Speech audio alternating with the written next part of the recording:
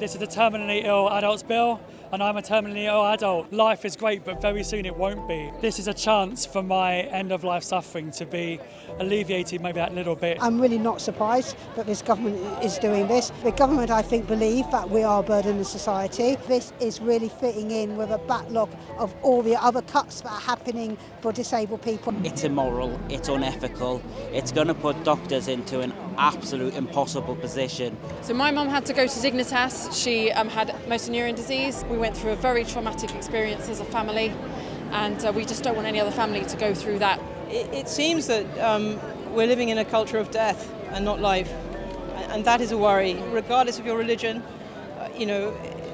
we're born to live. I was a doctor before I retired, a hospital doctor. Just as we should interfere to make the most of life, sometimes we need to interfere to relieve suffering as well. I've got a sister who has Downs, and she'd be very vulnerable now, and I think it's opened a door to Pandora's box. Human life is precious. I'm looking at you now. Your life is so precious. Why would I want you dead? Why?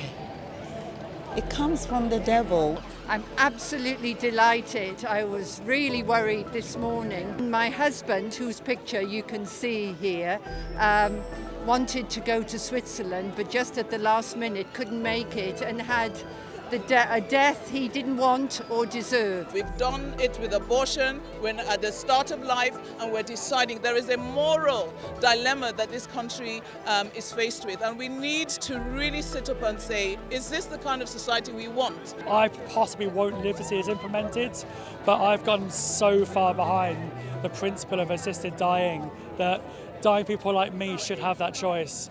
It would bring me the greatest comfort just to see it become law.